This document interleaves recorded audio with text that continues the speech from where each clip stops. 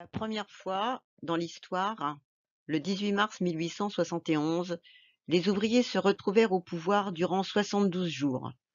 À part les fauteuils dans lesquels s'étaient assis auparavant les représentants politiques bourgeois, ils ne gardèrent rien de ce qui constituait ce pouvoir bourgeois. Les ouvriers de 1871 construisirent un État d'un type complètement nouveau, du jamais vu, un État qui défendait les ouvriers, les petits boutiquiers, les petits artisans, contre les patrons et tous les gros possédants. Marx, qui suivit pas à pas les événements et entretint des liens avec les communards militants de l'Internationale, disait de la Commune qu'elle était la forme enfin trouvée sous laquelle il était possible de réaliser l'émancipation économique du travail. Depuis la saignée de 1848, la répression de la Révolution, qui en juin 48 fit 4000 morts et envoya en prison ou en déportation des milliers d'ouvriers, le mouvement ouvrier s'était petit à petit reconstitué. Il s'était renforcé malgré le régime dictatorial du Second Empire de Napoléon III. En 1864, les travailleurs réussirent à imposer le droit de grève. Ils s'organisèrent dans des syndicats plus ou moins tolérés, les bronziers, les typographes, les mécaniciens, les fondeurs, mais aussi les employés. À la suite de la crise économique de 1867, de nombreuses grèves se déclenchèrent dans le pays, comme celle du Creusot de 1870. Les 20 années écoulées depuis la Révolution de 1848 n'avaient pas effacé, pour une partie de la classe ouvrière en tout cas, la conscience que ses propres intérêts sont opposés radicalement à ceux de la bourgeoisie, même lorsque celle-ci se pare d'une étiquette républicaine. L'idée socialiste faisait son chemin, un socialisme qui n'était pas encore le socialisme scientifique de Marx, mais il reflétait néanmoins les aspirations des travailleurs à la République sociale, comme on disait alors, ce qui, dans les têtes des militants de l'époque, signifiait la République des travailleurs. De nombreux militants surgirent dans les rangs ouvriers, comme le relieur Eugène Varlin. En 1864, des ouvriers convaincus de la nécessité de s'unir par-delà les frontières créèrent l'Association internationale des travailleurs, à laquelle Marx et Engels adhérèrent. Le 3 mars 1869, Marx écrivait « Les Parisiens se remettent formellement à l'étude de leur passé révolutionnaire et se préparent à la révolution qui les attend. » Et il ne s'était pas trompé. Le 18 mars n'arriva pas par hasard. Il y eut la montée du mécontentement contre le chômage et les salaires insuffisants, et le mécontentement contre la dictature de Napoléon III, renforcé par la guerre que celui-ci déclencha contre la Prusse le 19 juillet 1870. À la misère s'ajoutèrent alors les sacrifices endurés par les ouvriers et une partie de la petite bourgeoisie du fait de la guerre et de la famine. À la nouvelle de la défaite de Napoléon III à Sedan le 2 septembre 1870, la population parisienne, de plus en plus exaspérée, se souleva, imposa la déchéance de l'empereur et la proclamation de la République le 4 septembre 1870. Mais elle ne prit pas le pouvoir ce jour-là, le laissant à un gouvernement provisoire de défense nationale, gouvernement conservateur composé de quelques républicains. Pour ces hommes politiques de la bourgeoisie qui formèrent ce gouvernement, y compris pour ceux qui se disaient républicains, la classe ouvrière représentait un danger bien plus grand que l'armée prussienne, alors aux portes de Paris. Elle était bien trop remuante. C'était elle qui avait imposé la République. De plus, à côté des troupes de l'armée régulière, existait une garde nationale, à l'origine une milice bourgeoise, mais qui fut ouverte à tous les citoyens, sans distinction sociale, dès le mois d'août 1870. Fin septembre 1870, 250 bataillons furent formés, regroupant 300 000 hommes, organisés sur la base des arrondissements parisiens. Les bataillons des quartiers populaires furent par conséquent composés d'ouvriers, d'artisans, de petits boutiquiers. Une solde de 30 sous ayant été accordée, les très nombreux ouvriers au chômage vinrent engrossir les rangs. Cette garde nationale se retrouvait ainsi majoritairement composée de travailleurs. La classe ouvrière était de fait armée. Le gouvernement jurait défendre la République et vouloir gagner la guerre avant tout, mais sa priorité était en réalité de rétablir l'ordre à Paris. Thiers, vieux politicien monarchiste, devenu chef de l'exécutif quelques mois plus tard, l'avoua dans son livre de souvenirs. Quand je fus chargé des affaires, j'eus immédiatement la double préoccupation de conclure la paix et de soumettre Paris. Le début du siège de Paris par les troupes prussiennes, le 19 septembre 1870, eut des conséquences catastrophiques. En plus de la famine, on mangeait du rat pour se nourrir, commencèrent les bombardements prussiens. Comme toujours, les classes populaires furent les plus touchées. Les riches, eux, avaient quitté la capitale. La population supportait d'autant moins les sacrifices que le gouvernement ne tentait rien contre Bismarck. Aveuglée par son patriotisme, elle ne voyait pas que la bourgeoisie voulait signer la paix au plus vite pour s'occuper de la mettre au pas. Mais durant ces mois de siège, les couches populaires parisiennes apprirent à agir collectivement. Elles s'organisèrent, mesurèrent leurs forces.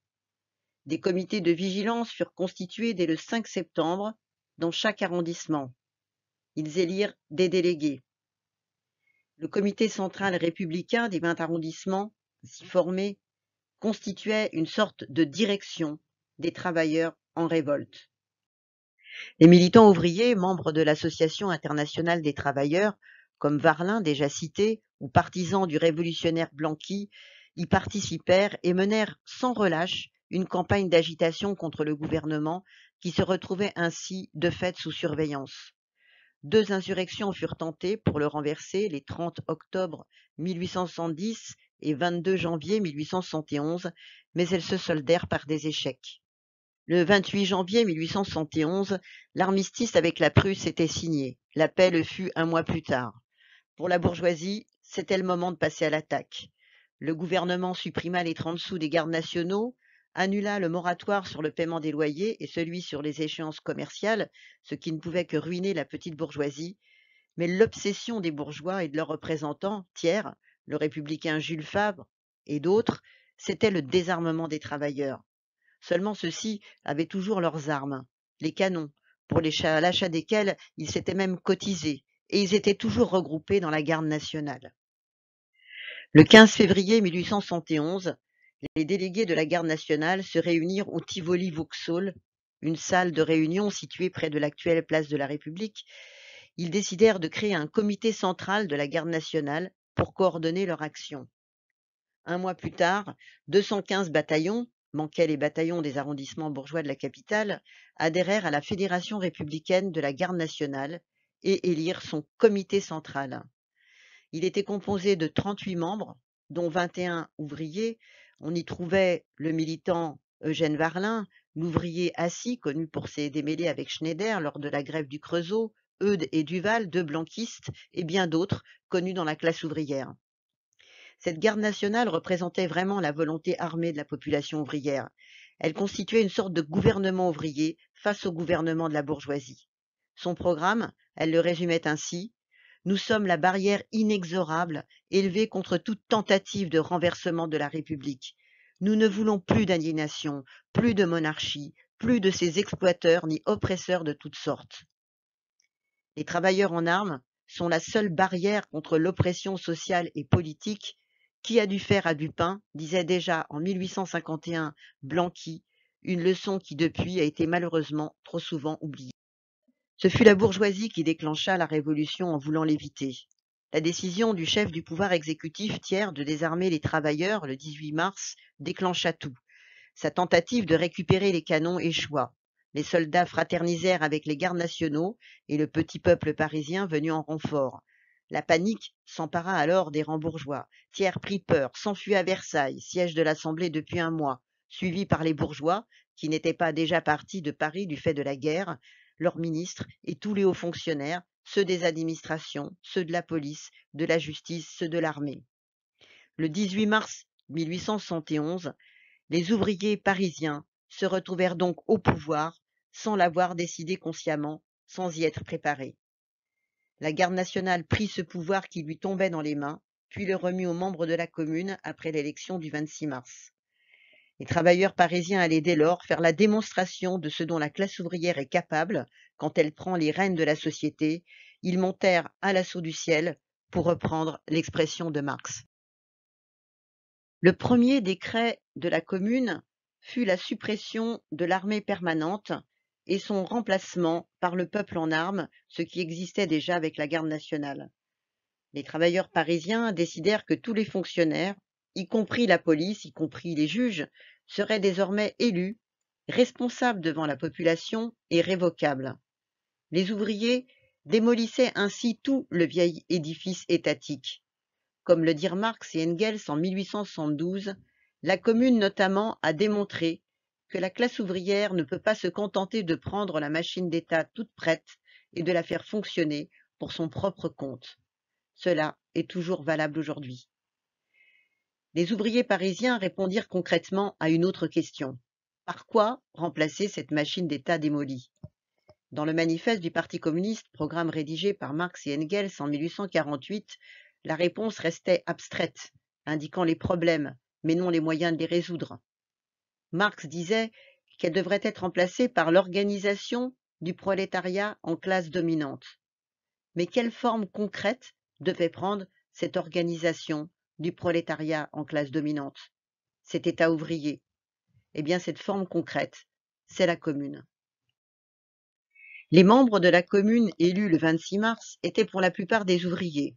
Parmi ces 83 membres, on comptait ainsi 33 ouvriers, 14 employés, comme le cheminot Arnaud, les mécaniciens Assy et Avrial, le ciseleur sur bronze Thèse, le fondeur Duval, le teinturier Benoît Malon, l'ouvrier bijoutier Léo Frankel, le cordonnier Serraillé, militant de l'Internationale et correspondant de Marx avec Frankel.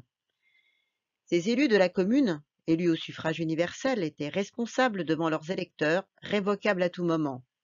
Toutes les fonctions, comme celles de la police, de la justice, étaient occupées par des élus qui n'avaient de compte à rendre qu'aux travailleurs. Du haut en bas de l'échelle, les élus ne furent rémunérés que par un salaire d'ouvrier. La Commune, c'était le gouvernement à bon marché, pour reprendre l'expression de Marx. Contrairement à ce qui se passe dans les démocraties bourgeoises, où les parlementaires bavardent pendant que les vraies décisions se prennent dans les coulisses, les élus de la Commune prenaient des décisions au grand jour et les mettaient à exécution. La Commune devait être non pas un organisme parlementaire, mais un corps agissant, exécutif et législatif à la fois, écrivait Karl Marx à ce propos. En un mot, ce pouvoir, dès le premier jour, ne ressembla à aucun autre. Malgré le peu de temps que la bourgeoisie leur laissa, les travailleurs surent prendre des mesures qui montraient dans quel sens ils entendaient diriger la société. Le 29 mars, la Commune décida la remise des loyers d'octobre 1870 jusqu'en avril, considérant que le travail, l'industrie et le commerce ont supporté toutes les charges de la guerre et qu'il est juste que la propriété fasse sa part de sacrifice. Quant aux propriétaires, il leur était interdit d'expulser les locataires. Le même jour, elle décida la suspension de la vente des biens que les travailleurs mettaient en gage au mont-de-piété quand la situation financière était trop difficile. Le 12 avril, elle régla le problème des échéances commerciales en décidant leur report et leur échelonnement sur 3 ans, ce qui lui rallia une grande partie de la petite bourgeoisie qui, sans cela, aurait été ruinée. Ces mesures, exact opposées de celles prises par le gouvernement bourgeois, furent prises immédiatement.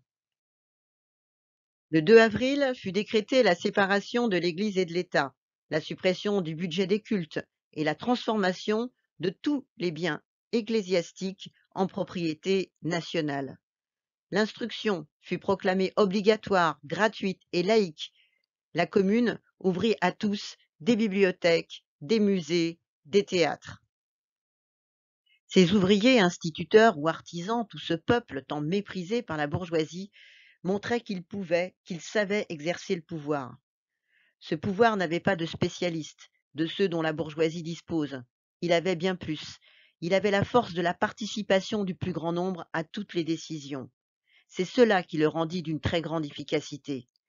Le ciseleur Thèse, élu à la Commune, réorganisa les services de la poste à l'intérieur de la ville en 48 heures, et ce, malgré le sabotage organisé par les fonctionnaires qui avaient fui à Versailles. Car tous les chefs de services administratifs avaient rejoint Thiers, et si Thèse put réussir, ce fut grâce au dévouement des employés qui étaient restés à Paris. La Commune fut aussi l'expression la plus large de la démocratie ouvrière, permettant à tous les citoyens, tous les opprimés de s'exprimer, mais surtout de réellement décider. Pour la première fois, les ouvriers purent discuter au grand jour de tous les problèmes politiques et sociaux qui leur tenaient à cœur dans les églises réquisitionnées le soir pour abriter les forums populaires. La Commune, c'était aussi l'état des femmes travailleuses, celles que les bourgeois allaient faire passer pour des filles publiques, des pétroleuses, des soifardes, participèrent à la Commune dès le début, avec enthousiasme, comme Louise Michel, militante sans doute la plus connue, qui déclarait « Le peuple n'obtient que ce qu'il prend », ou encore comme Nathalie Lemel, relieuse, militante de l'Association internationale des travailleurs. Mais nombre d'ouvrières inconnues participèrent aussi à tout, y compris aux combats de rue, des blanchisseuses, des cartonnières, des couturières. Toutes celles et tous ceux qui étaient prêts à se dévouer à la cause avaient leur place et pouvaient être élus à la Commune, quelle que soit leur nationalité. Le Polonais Dąbrowski dirigea la garde nationale, le Hongrois Frankel fut élu et dirigea la commission du travail et de l'échange, la Russe Elisabeth Dmitriev s'occupa de l'Union des femmes travailleuses. Mais ce fut à la commission du travail et de l'échange qu'apparut le plus clairement le caractère de classe du pouvoir mis en place. Un pouvoir qui défendait systématiquement l'ouvrier contre le patron.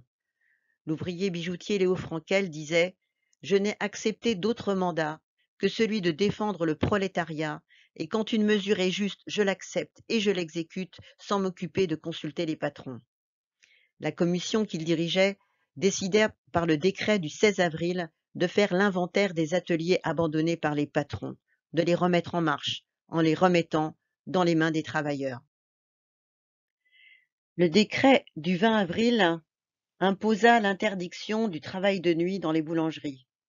Les patrons boulangers, particulièrement dans le 3e arrondissement, tentèrent de saboter la mesure et d'en reculer l'application. Les pains, fabriqués la nuit, furent alors saisis et distribués à ceux qui en avaient le plus besoin. Le décret du 27 avril interdisait les amendes et les retenues sur les salaires, et celles qui avaient été infligées par les patrons depuis le 18 mars devaient être restituées à l'ouvrier. Ce que voulait ce nouveau pouvoir et que ses élus exprimaient plus ou moins clairement, c'était jeter les bases d'une nouvelle société, débarrassée de l'exploitation capitaliste. Le programme de la Commune affirmait, dans la déclaration au peuple français datée du 19 avril, « La révolution communale, commencée par l'initiative populaire du 18 mars, c'est la fin du vieux monde gouvernemental et clérical, du militarisme, du fonctionnarisme, de l'exploitation, de l'agiotage, des monopoles, des privilèges auxquels le prolétariat doit son servage. » Malgré toutes les illusions, les incertitudes, les hésitations des communards, liées au fait qu'ils n'étaient pas préparés à prendre le pouvoir, c'est l'existence même de cette commune qui était révolutionnaire, indépendamment des idées de ceux qui la composaient. Cette classe ouvrière faisait son apparition sur la scène politique, comme le disait le communard Serraillé, et c'était un défi à la bourgeoisie. S'il fallait une preuve du fait que ce pouvoir n'était pas un pouvoir comme les autres, celle-ci nous est fournie par l'ampleur de la répression. À Versailles, les représentants de la bourgeoisie, conservateurs comme républicains, préparaient leur revanche. Thiers chercha d'abord à isoler Paris. Il n'y réussit pas si facilement, entre autres parce que la Commune souleva l'enthousiasme des travailleurs dans plusieurs villes du pays. Dès le 4 avril, pourtant, tous ces mouvements avaient déjà avorté. Thiers s'efforça alors de reconstituer une armée capable de réprimer les ouvriers parisiens insurgés. Il obtint pour cela l'aide du chef du pouvoir allemand, Bismarck, qui accepta de libérer les soldats français faits prisonniers lors de la guerre. Cette photo montre une batterie de l'armée prussienne située au fort d'Aubervilliers, dirigée sur Paris pendant l'insurrection, une preuve en images de l'alliance des bourgeoisies par-delà les frontières quand il s'agit de combattre une révolution. Dimanche 21 mai, l'armée versaillaise, profitant de la désorganisation de l'armée de la Commune, entrait dans Paris par le secteur de la porte de Saint-Cloud. La résistance commença à s'organiser dès le 22 mai. Les barricades, dont certaines avaient été construites dès la fin mars, s'élevèrent un peu partout, ralentissant l'avancée des troupes, mais malgré une résistance héroïque, le 28 mai, la Commune était vaincue.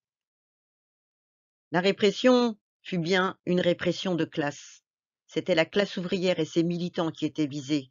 Il y eut 20 000 morts. Dans les premiers jours de juin, on mit en place des conseils de guerre qui siégèrent pendant 4 ans.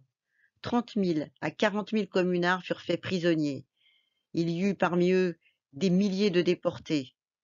Un rapport établi alors par un général, le général Appert, classant les Parisiens arrêtés par profession, montrait que 84% d'entre eux étaient des travailleurs. En 1872, on évaluait à 100 000 le nombre des ouvriers tués, faits prisonniers, déportés ou en fuite, qui manquaient dans Paris au lendemain de la semaine sanglante, sur 600 000 ouvriers parisiens.